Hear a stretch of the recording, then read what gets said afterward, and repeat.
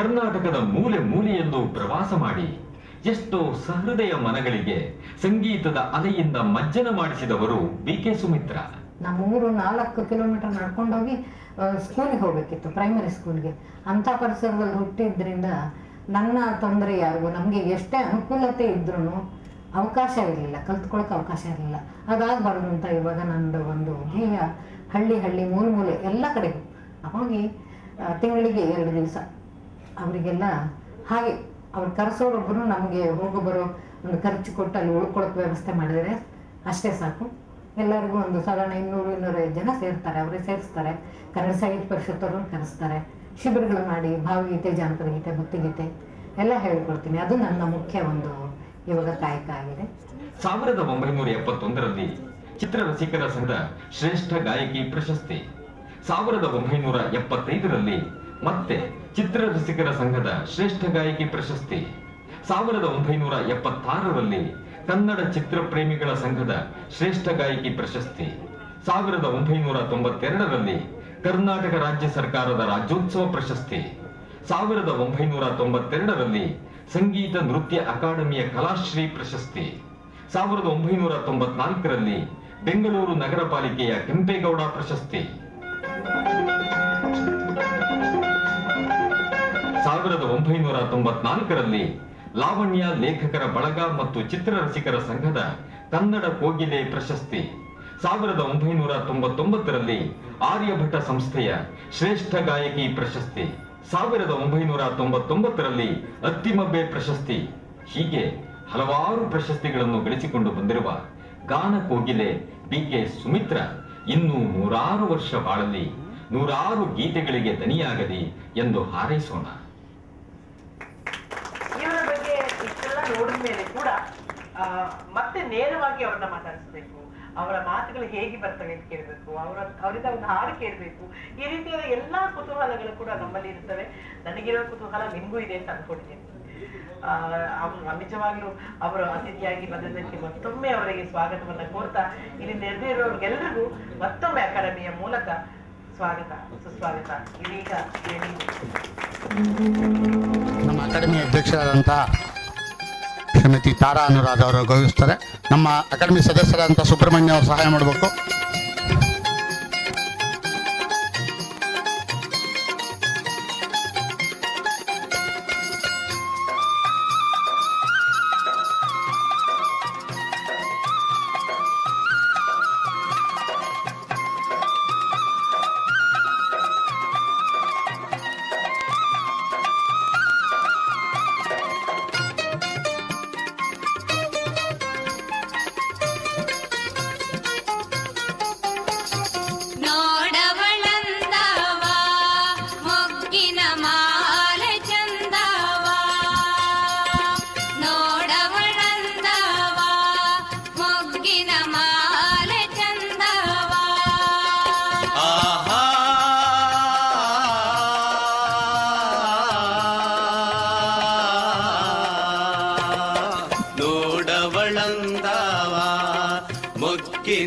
BK. Sumitra ಅವರ ಜೊತೆಗೆ ಸಂವಾದ ನಡೆಸಲಿರುವಂತಹ ವಿಜಯವಾಣಿ ಪತ್ರಿಕೆಯ ಪುರವಣಿ ಸಂಪಾದಕ ಶ್ರೀಧರ್ ಮೂರ್ತಿ ಅವರು ದಯವಿಟ್ಟು ವೇದಿಕೆ ಮೇಲೆ ಬರಬೇಕು.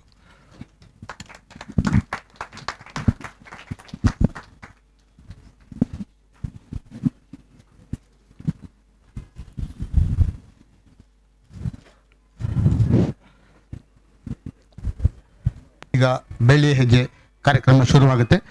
ಶ್ರೀಧರ್ ಮೂರ್ತಿ ಅವರು ಬಿ.ಕೆ. ಸುಮಿತ್ರಾ ಅವರ ಜೊತೆಗಿನ ಬೆಳ್ಳಿ ಹೆಜ್ಜೆ ಕಾರ್ಯಕ್ರಮಕ್ಕೆ ಸ್ವಾಗತ. ಮಾರ್ಚಿ ತಿಂಗಳು ಕನ್ನಡಕ್ಕೆ 2 ವಿಶಿಷ್ಟ ಸಂಗತಿಗಳು. ಒಂದು, ಕನ್ನಡದ ಮೊದಲ ವಾಕ್ಚಿತ್ರ ಸತಿ ಸುಲೋಚನೆ ಬಿಡುಗಡೆಯಾಗಿದ್ದು ಮಾರ್ಚ್ 3ನೇ ತಾರೀಕು. ಹಾಗೆ ಮಾರ್ಚ್ 8ನೇ ತಾರೀಕು ಅಂತಾರಾಷ್ಟ್ರೀಯ ಮಹಿಳಾ ದಿನ. ಇದು 2 ಒಟ್ಟಿಗೆ ಈ ತಿಂಗಳಲ್ಲಿ ಬಂದಿರುವುದಕ್ಕೂ ಮತ್ತು ಇವತ್ತು ಬಿ.ಕೆ. ಸುಮಿತ್ರಾ ಅವರು ನಮ್ಮ ಜೊತೆ ಇರೋದಕ್ಕೂ ಒಂದು ವಿಶಿಷ್ಟ ಅನುಬಂಧ ಇದೆ. ಏನು ಅಂತಂದರೆ, ಆರಂಭದಲ್ಲಿ ತಮ್ಮ ಪಾತ್ರಗಳಿಗೆ ತಾವೇ ಹಾಡ್ತಾ ಇದ್ದ ಲಕ್ಷ್ಮೀ ದೇವಿ ಅಂತವರ ಹೊರತುಪಡಿಸಿದ್ರೆ ಕನ್ನಡದ ಮೊಟ್ಟ ಮೊದಲ ಹಿನ್ನೆಲೆ ಗಾಯಕಿಯಾದವರು ಬಿ.ಕೆ. ಸುಮಿತ್ರಾ.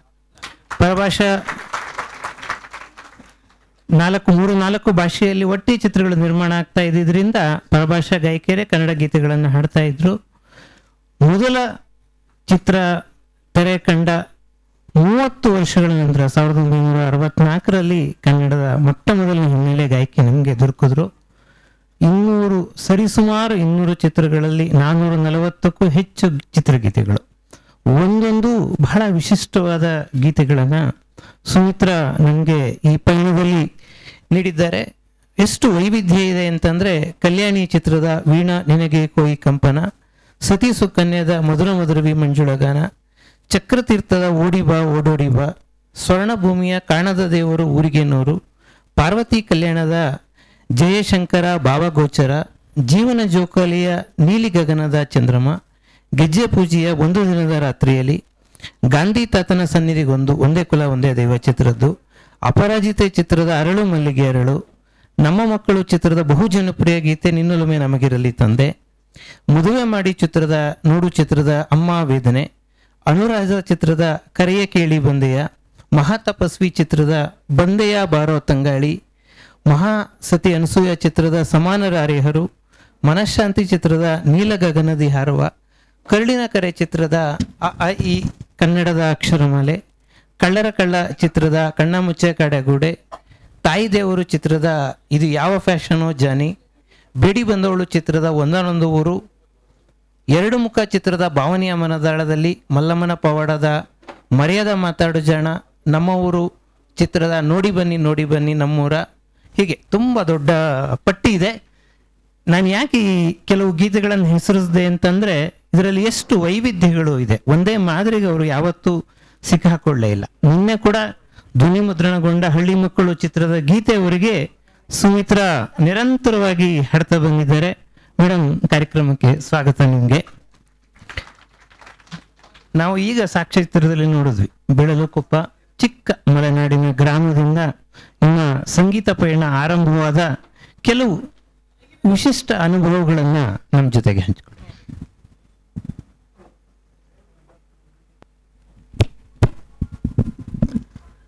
ಮೊಟ್ಟ ಮೊದಲನೇದಾಗಿ ಈ ಕಾರ್ಯಕ್ರಮ ಏರ್ಪಡಿಸಿದ ಕನ್ನಡ ಫಿಲ್ಮ್ ಚೇಂಬರ್ ಚಲನಚಿತ್ರ ವಾಣಿಜ್ಯ ಸಂಘಕ್ಕೆ ನನ್ನ ಧನ್ಯವಾದಗಳನ್ನು ಅರ್ಪಿಸ್ತಿದ್ದೀನಿ.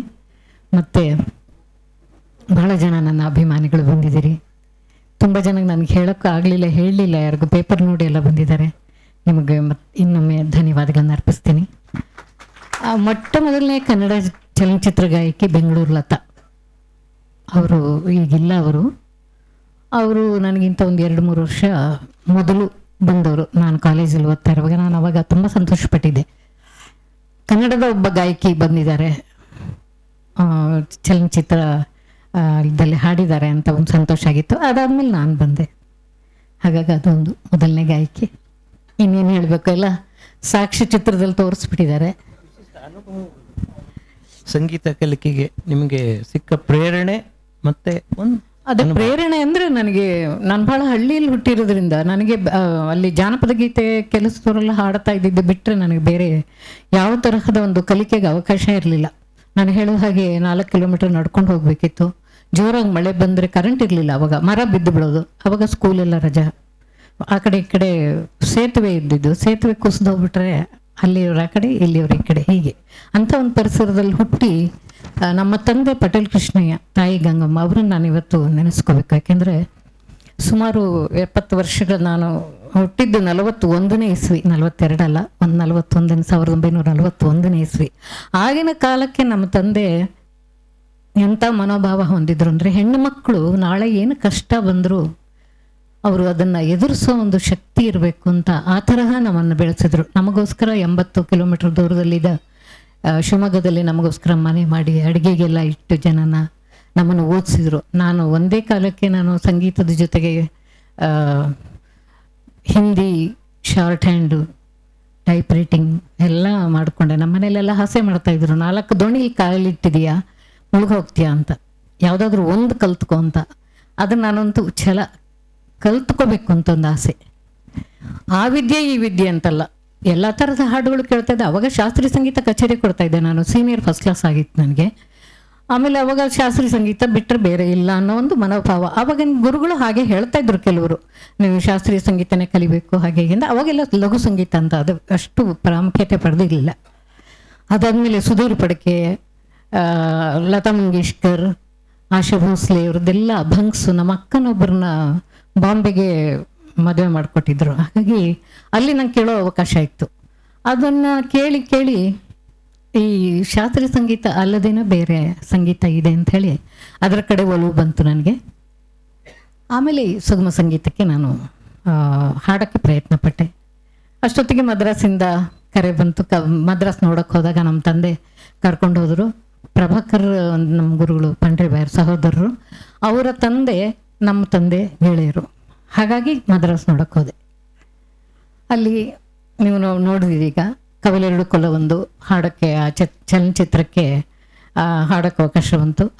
ನಮ್ಮ ತಂದೆ ನಮ್ಮ ಮಗಳು ಬಾಡಿಗೆ ಕೊಡೋಕ್ಕೆ ಕಷ್ಟ ಆಗುತ್ತವೆ ನಮ್ಮ ಮುಂದೆ, ಅವಳಿಗೆ ತೊಂದರೆ ಆಗಬಾರ್ದು ಅಂತ ಮನೆ ಕೊಂಡ್ಕೊಂಡ್ರು ವಡಪಳನಿಲಿ. ಮನೆ ಕೊಂಡ್ಕೊಂಡು ಅಡುಗೆ ಗೊಬ್ಬರನ ಇಟ್ಟು ಒಂದು ಹುಡುಗಿನ ಅವ್ರು ಬಂದರು. ನಾನು ಯಾವಾಗಲಾದರೂ ಹೋಗ್ತಾ ಇದ್ದೆ, ಊರಿಗೆ ಹೋಗ್ತಾ ಇದ್ದೆ ಬರ್ತಾಯಿದ್ದೆ. ನನಗೆ ಸ್ವಲ್ಪ ಹಳ್ಳಿ ಪರಿಸರ ಬಹಳ ಇಷ್ಟ.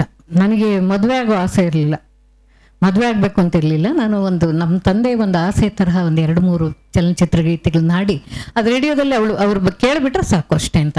ಆದರೆ ಅದು ತುಂಬ ವರ್ಷ ಉಳಿಲಿಲ್ಲ. ನಮ್ಮ ತಂದೆ ಭಾಳ ಬೇಗ ಹೋಗ್ಬಿಟ್ರು.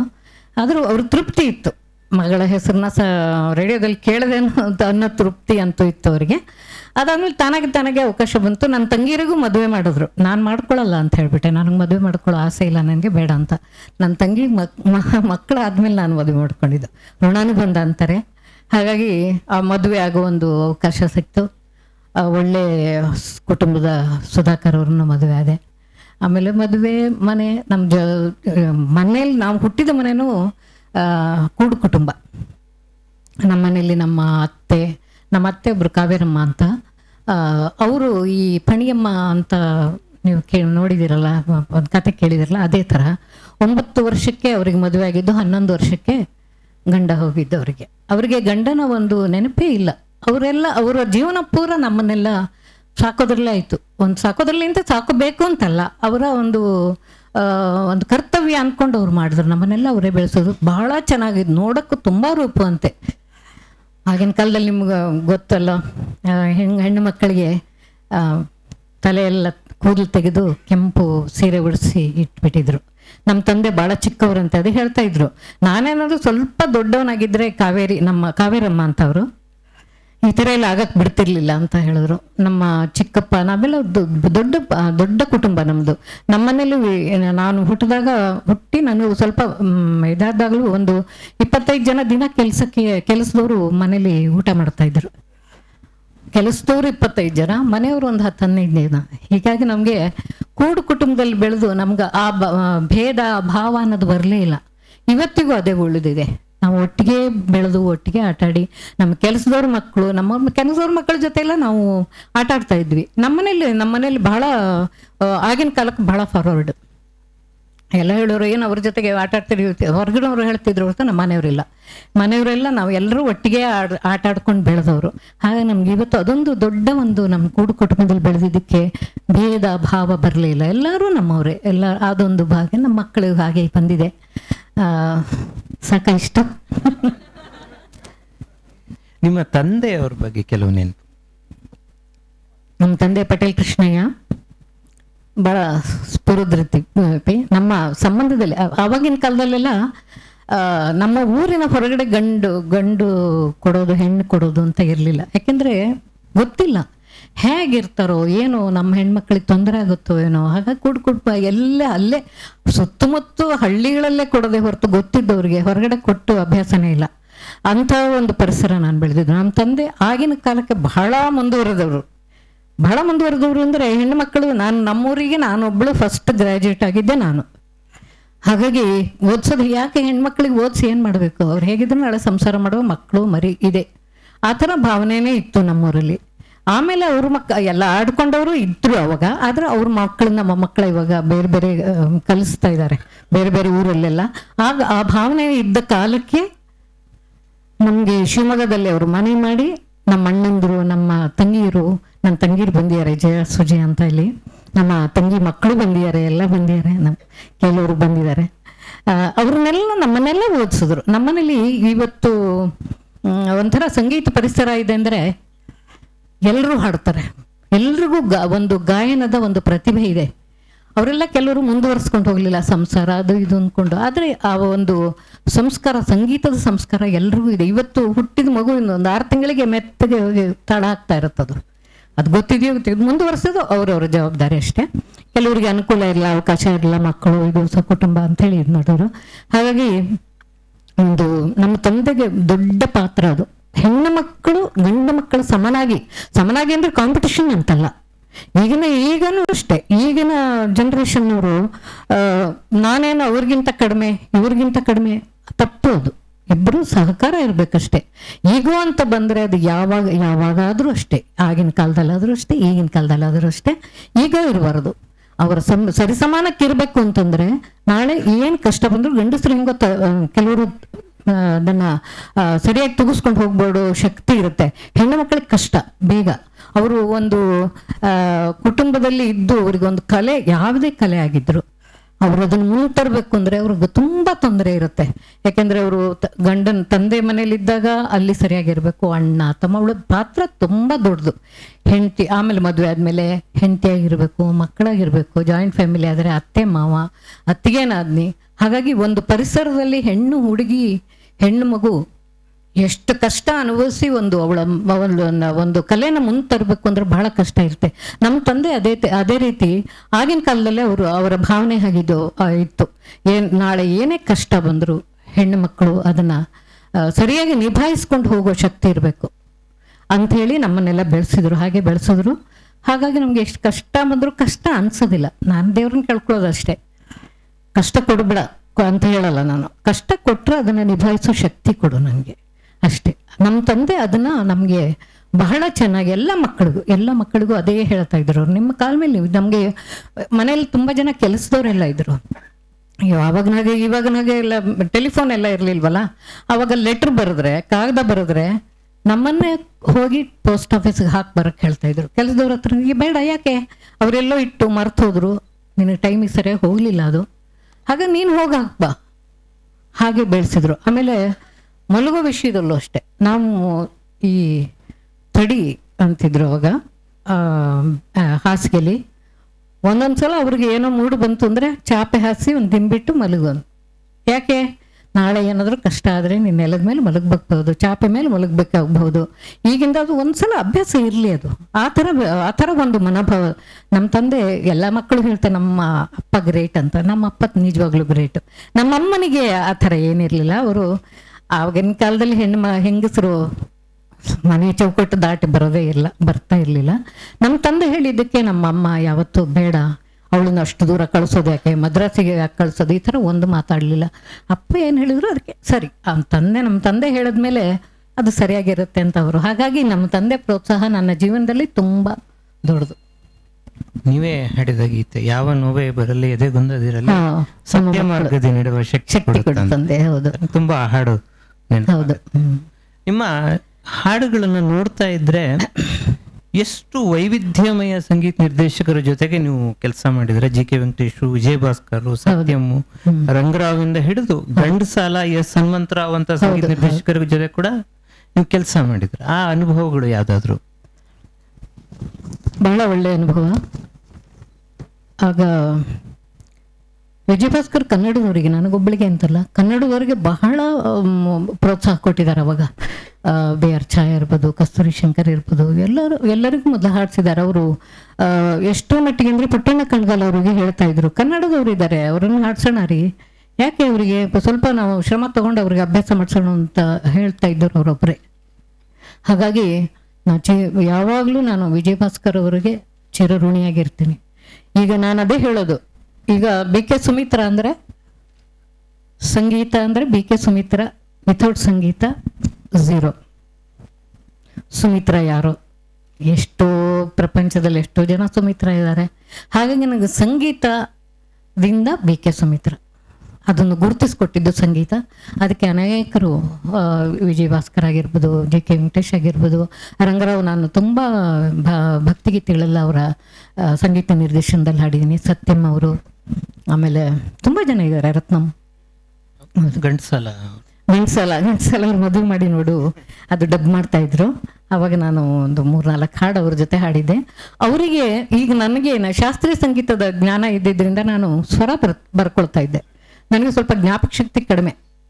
ಈಗ ಒಂದು ಸಾಹಿತ್ಯ ಬರೆದ್ರೆ ಅದು ಈ ಕಡೆ ಆಗ ನೋಡಿದ್ರೆ ಅದು ಮರ್ತೋಗ್ಬಿಡೋದು. ಈಗಲೂ ಅಷ್ಟೇ, ನಾ ಕಾರ್ಯಕ್ರಮ ಅವಾಗಿಂದ ಕೊಡ್ತಾ ಇದ್ದೀನಿ.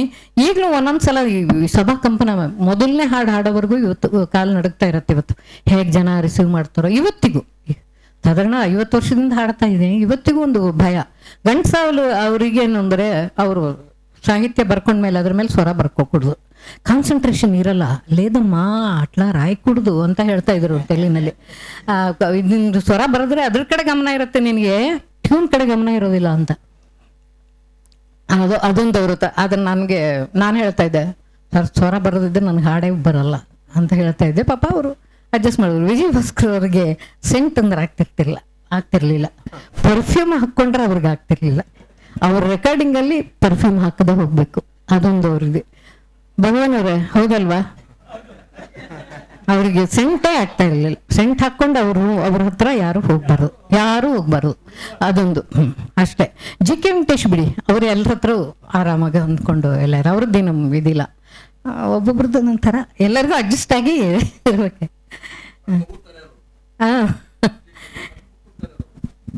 ನೀವು ಮದ್ರಾಸಲ್ಲಿದ್ದಾಗ ಕೂಚಿಪುಡಿ ನಾಟ್ಯಾಚಾರ್ಯ ವೆಂಕಟಚಿನ್ನ ಸತ್ಯಂ ಅವರ ನೃತ್ಯ ಕಾರ್ಯಕ್ರಮಗಳಿಗೆ ಹಾಡೋದಕ್ಕೆ ಆರಂಭಿಸಿದ್ರಿ.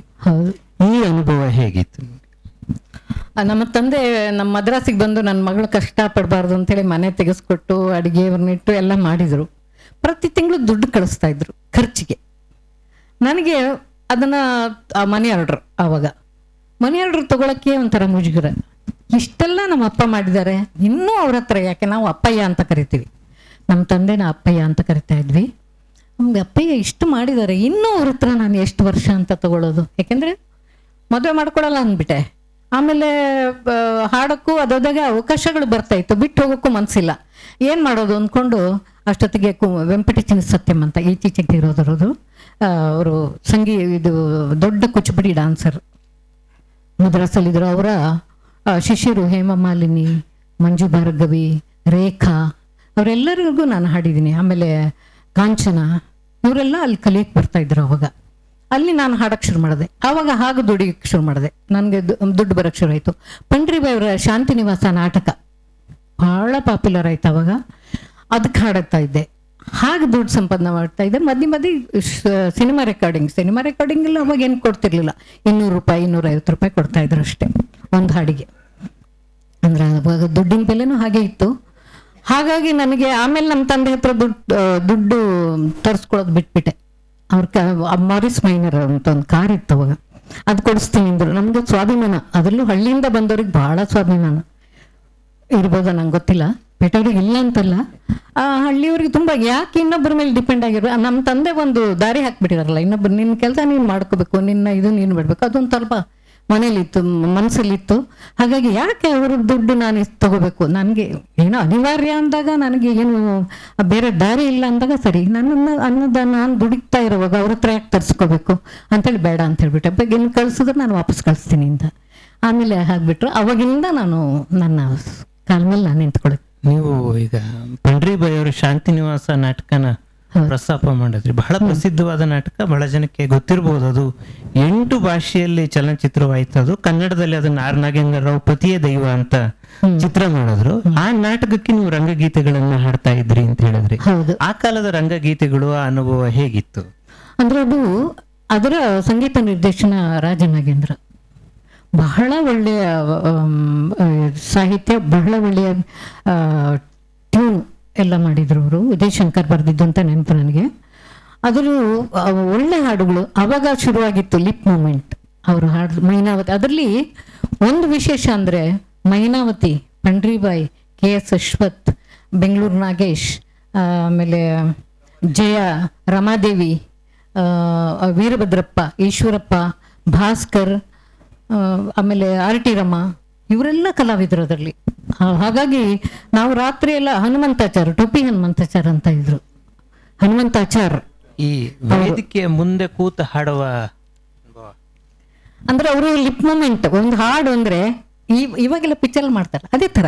ಆವಾಗ ನಾಟಕದಲ್ಲಿ ನಾವು ಎದುರುಗಡೆ ಕೂತ್ಕೊಳ್ಳೋದು, ಅವ್ರು ಹಾಡುವಾಗ ನಾವು ಹಾಡುವಾಗ ಅವ್ರು ಲಿಪ್ ಮೂಮೆಂಟ್ ಕೊಡ್ತಾ ಇದ್ರು. ಹಾಡುಗಳು ಬರ್ತಾ ಇತ್ತು ಅವರಿಗೆಲ್ಲ ಚೆನ್ನಾಗಿ. ಆ ಥರ ಶುರುವಾಯಿತು. ಶಾಂತಿನಿವಾಸ ಫೋಟೋನು ಇದೆ. ಮುಂದ್ಗಡೆ ವಾದ್ಯದವರೆಲ್ಲ ಅಲ್ಲಿ ಕೂತ್ಕೋಬೇಕು. ನಾನು ಸತ್ಯರಾವ್ ಅಂತ ಒಬ್ಬರಿದ್ರು, ಅವರು ಮೇಲ್ ವಾಯ್ಸು, ನಾನು ಫಿಮೇಲ್ ವಾಯ್ಸು ಹಾಡೋದು. ಆ ಹಾಡುಗಳು ಯಾವುದು ಅಂತ ನಮಗೆಲ್ಲ ಮೊದಲೇ ಅಭ್ಯಾಸ ಮಾಡ್ತಾ ಇದ್ರು. ಅದನ್ನು ಹಾಡೋದು, ಅವ್ರು ಲಿಪ್ ಮೂಮೆಂಟ್ ಕೊಡೋದು. ತುಂಬ ಚೆನ್ನಾಗಿ, ಯಾರು ಗೊತ್ತಾಗ್ತಿರ್ಲಿಲ್ಲ ಜನಗಳು ಹೊರಗಡೆಗೆ. ಯಾಕಂದ್ರೆ ನಾವು ಕೂತ್ಕೊಂಡು ಕೆಳಗಡೆ ಈ ವೃತ್ತಿ ನಾಟಕ ಕಂಪನಿಲೆಲ್ಲ ಮಾಡ್ತಾರಲ್ಲ ಅದೇ ಥರ ಅದಕ್ಕಿಂತ ಮೊದಲು ಅವರವರೇ ಹಾಡ್ತಾ ಇದ್ದಾರಂತೆ. ಹಾಡ್ತಾ ಇದ್ರು, ನಾನು ನೋಡಿದ್ದೀನಿ ಕೆಲವು. ಅದಾದ್ಮೇಲೆ ಅದು ಹಾಗಾಗಿ ತುಂಬ ಶಾಂತಿನಿವಾಸ ಆ ನಾಟಕಕ್ಕೆ ಬಹಳ ವರ್ಷಗಳ ಕಾಲ ನಾನು ಹಾಡಿದ್ದೀನಿ. ಆಮೇಲೆ ಅದ್ರದ್ದು ಒಂದು ಅನುಭವ ಅಂದರೆ, ನಾವು ಮದ್ರಾಸಿಂದ ಬಸ್ಸಲ್ಲಿ ಬರ್ತಾ ಇದ್ವಿ. ದೊಡ್ಡ ಬಸ್ ಒಂದು ಮಾಡ್ಬಿಡೋರು, ಮೇಕಪ್ ಮ್ಯಾನ್ ಇರಬೇಕು, ಆಮೇಲೆ ಸೌಂಡ್ ಇರಬೇಕು, ಲೈಟು ಎಲ್ಲ ಬರ್ತಿದ್ವಿ. ಕಲಾವಿದರು ಎಲ್ಲ ಒಂದು ಬಸ್ಸಲ್ಲಿ ಬರೋದು, ಒಂದು 60 ಜನ 50 ಜನ. ಟೊಪ್ಪಿ ಹನುಮಂತಾಚಾರ್ಯ, ರಮಾದೇವಿ ಡ್ಯಾನ್ಸು. ಅವರು ಈ ಬಸ್ನಲ್ಲಿ ಮಧ್ಯೆ ಒಂದು ಕಂಬ ಇರುತ್ತೆ, ಅದ್ರಲ್ಲಿ ನಿಂತ್ಕೊಂಡ್ಬಿಡೋರು ಇಬ್ರು. ಇವರು ಬೇಡ ಕೃಷ್ಣ ರಂಗಿನಾಟ, ಅದು ಮೇನ್ ಹಾಡು. ಬೇಡ ಕೃಷ್ಣ ರಂಗಿನಾಟ ಅಂದ್ಕೂಡಲೇ ಅವರು ಸೀರೆಗೆ ಮುಡಿಸ್ಕೊಳ್ಳೋದು. ಅದು ಬಹಳ ಚೆನ್ನಾಗಿ ಇದು ಮಾಡ್ತಾ ಇದ್ರು. ನಾವೆಲ್ಲ ಬಹಳ ಎಂಜಾಯ್ ಮಾಡ್ತಾ ಇದ್ವಿ. ಬೇಡ ಕೃಷ್ಣ ರಂಗಿನಾಟ ಸೀರೆ ನೆನೆವುದು, ಮಧ್ಯರಾತ್ರಿ ಚಂದ್ರ ಚಳಿಯ ತುಂಬುತ್ತಿರುವುದು, ಮಧ್ಯರಾತ್ರಿ ಚಂದ್ರ ಚಳಿಯ ತುಂಬುತ್ತಿರುವುದು, ಈ ಹಾಡು. ಇದಕ್ಕೆ ಅವರಿಬ್ಬರು ಡ್ಯಾನ್ಸು ಭಾಳ ಇದು ಮಾಡ್ತಾ ಇದ್ವಿ. ಹಾಗೆ ಅಲ್ಲಿ ಒಂದು ನಾನು ಮದ್ರಾಸಲ್ಲಿ ನಾಟಕ ಈಗ ನಡೀತಾರೆ ಒಂದಲ್ಲ, ಅಲ್ಲೂ ಹಾಗೆ ನಾಟಕಕ್ಕೂ ಹಾಡ್ತಾ ಇದ್ದೆ, ಡ್ಯಾನ್ಸ್ಗೂ ಹಾಡ್ತಾ ಇದ್ದೆ, ಚಲನಚಿತ್ರಗಳು ಗೀತೆಗಳಿಗೂ ಹಾಡ್ತಾ ಇದ್ದೆ. ಆಮೇಲೆ ಆರ್ಕೆಸ್ಟ್ರಾ ನಾವು ಒಂದು 1970ರಲ್ಲಿ ಆರ್ಕೆಸ್ಟ್ರಾ ಅಲ್ಲಿಂದ ಕರ್ಕೊಂಡ್ಬರ್ತಾ ಇದ್ದೆ ನಾನು. ಅವಾಗ ನಾನು ಬೆಂಗಳೂರು, ನನಗೆ ಪರಿಚಯನೇ ಇರಲಿಲ್ಲ. ಇಳೆಯರಾಜ, ಗಂಗಾವೀರನ್, ಸಂಗೀತ ರಾಜ ಎಲ್ಲ ನನ್ನ ವಾದ್ಯಗೋಷ್ಠಿಯಲ್ಲಿ ಇದ್ದವ್ರೆ. ಅವಾಗ ಇಳೆಯರಾಜ ಅಂತ ಹೆಸರಿರಲಿಲ್ಲ, ರಾಜಯ್ಯ ಅಂತ ಕರೀತಾ ಇದ್ವಿ. ಆಮೇಲೆ ಅವ್ರದ್ದು ಪಾವಲನ್ ಬ್ರದರ್ಸ್ ಅಂತ, ಅವ್ರು 4 ಜನ ಬ್ರದರ್ಸು ಒಂದು ಟ್ರೂಪ್ ಮಾಡಿ ಅಲ್ಲಿ ಕಾರ್ಯಕ್ರಮ ಕೊಡ್ತಾ ಇದ್ರು ಮದ್ರಾಸಲ್ಲಿ. ಜಾಯ್ ಗಿಟಾರ್, ಅವ್ರ ಜಾಯ್ ಸ್ಟುಡಿಯೋ ಇದೆ ಸತ್ಯವಾಗ. ಅವರೆಲ್ಲ ನಮ್ಮ ಟ್ರೂಪಲ್ಲಿ ಬಂದವ್ರೆ. ಅಲ್ಲಿಂದ ಬರ್ತಾ ಇದ್ವಿ ಮದ್ರಾಸಿಗೆ. ಮದ್ರಾಸಿಂದ ಬಂದ ತಕ್ಷಣ ನಾವು ದಾವಣಗೆರೆ ಅಲ್ಲಿ 1-2 ಕಾರ್, ಆವಾಗ ಬೇರೆ ಕಾರ್ ಇಲ್ಲ, ಅಂಬಾಸಿಡರ್ ಕಾರ್, 2 ಕಾರ್ ಮಾಡಿಬಿಡ್ತಾ ಇದ್ವಿ. ಬೇರೆ ಕೀಬೋರ್ಡ್ ಎಲ್ಲ ಏನಿಲ್ಲ, ಹಾರ್ಮೋನಿಯಂ ಮಾತ್ರ. Harmonium main instrument harmonium. ಆಮೇಲೆ ಷಣ್ಮುಗಮ್ ಅಂತ ಕ್ಲೇ ವೈಲಿನ್ ಅವರು ಒಂದು. ಆಮೇಲೆ ಡ್ರಮ್ಸ್ ಅಂತ ಇಲ್ಲೊಬ್ರು ರಮಕಾಂತ್ ಅಂತ ಇದ್ದಾರೆ ಇಲ್ಲೂ, ಅವರು ಡ್ರಮ್ಸು.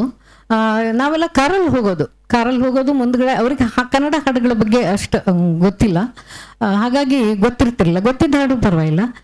ಅವ್ರು ಮುಂದ್ಗಡೆ ಕೂತ್ಕೊಂಡ್ರೆ ನಾನು ಹಿಂದ್ಗಡೆ ಕೂತ್ಕೊಂಡು ಹೇಳೋದು, ಅವ್ರು ನೊಟೇಷನ್ ಬರ್ಕೊಳ್ಳೋದು. ಹಾಗೆ ಅಲ್ಲಲ್ಲೇ ನೊಟೇಷನ್ ಬರ್ಕೊಳ್ಳೋದು. ಅವರಿಗೆಲ್ಲ ಇಳೆಯರಾಜ ಎಲ್ಲ ಭಾಳ ಅದರಲ್ಲೆಲ್ಲ ಎಕ್ಸ್ಪರ್ಟ್ ತುಂಬ. ಹಾಗೆ ಬರ್ಕೊಳ್ಳೋದು, ಸಾಯಂಕಾಲ ಪ್ರೋಗ್ರಾಮ್ ಕೊಡೋದು. ಅವ್ರಿಗೆ ಎಷ್ಟರ ಮಟ್ಟಿಗೆ ಅಂದರೆ ಅವರಿಗೆ ಹಾಡುಗಳು ಗೊತ್ತಿಲ್ಲ, ಆ ನೊಟೇಷನ್ ಗೊತ್ತು. ಅಕಸ್ಮಾತ್ ನಾವು ಅದು ಏನಾದ್ರು ಜನಗಳ ಡಿಮ್ಯಾಂಡ್ ಬಂತು ಅಂತ ಚೇಂಜ್ ಮಾಡಿದ್ರೆ ಅವ್ರಿಗೆ ಗೊತ್ತಾಗ್ತಿರಲಿಲ್ಲ, ಆಮೇಲೆ ಹೇಳ್ಬೇಕು ಅವರಿಗೆ ಆ ಥರ. ಆಮೇಲೆ ಇಳೆಯರಾಜ ಏನು ಮಾಡೋರು, ದಾರಿಲಿ ಹೋಗುವಾಗ ಈ ನಾಟಿ ನಡ್ತಾರೆ ಗದ್ದೆಗಳಲ್ಲೆಲ್ಲ. ಅದೇನಾದ್ರೂ ಸಿಕ್ಕಿದ್ರೆ, ಯಾವುದೇ ಆಗಲಿ ಜಾನಪದದ್ದು ಏನಾದರೂ ಸ್ವಲ್ಪ ಸಿಕ್ಕಿದ್ರೆ, ಅಮ್ಮ ಅವ್ರ ನಿಮಿಷ ಯಾಕಪ್ಪ ಅಂದರೆ ಒಂದು 5 ನಿಮಿಷ ಅಂತೇಳಿ ಒಂದು 5 ರೂಪಾಯಿ ಕೊಡೋರು ಅವರಿಗೆ. ಅಲ್ಲಿ ಅವ್ರನ್ನ ಕರೆಯೋರು ಬಂದು ಹಾಡು ಹೇಳು, 5 ರೂಪಾಯಿ ಅವಾಗ 500 ರೂಪಾಯಿ ಸಮಾನ. ಅವ್ರ ಹತ್ರ ಹಾಡು ಹೇಳಿಸಿ ನೊಟೇಷನ್ ಬರ್ಕೊಳ್ಳೋದು. ಒಂದು ಬುಕ್ಕಲ್ಲಿ ನೊಟೇಷನ್ ಪೂರ. ಅವರು ಈ ಹಾಗೆ ಮ್ಯೂಸಿಕ್ ಡೈರೆಕ್ಟರ್ ಆಗಿದ್ದಲ್ಲ, ಅವರು ತುಂಬ ಕಷ್ಟಪಟ್ಟಿದ್ದಾರೆ. ಅವರು ನಾನು ಹೇಳ್ತಾ ಇದ್ದೆ, ರಾಜಯ್ಯ ನೀವು ಒಂದು ದಿವಸ ದೊಡ್ಡ ಹಾಳಾಗ್ಬಿಡ್ತೀರ ಅಂತದ್ದು, ಹೆಂಗ ಬಿಡಪರಂಗ ಅಂತ ಹೇಳ್ತಾ ಇದ್ರು ಅವರು. ಆದರೆ ಇವತ್ತು ಇಳೆಯರಾಜ ಬೆಸ್ಟ್.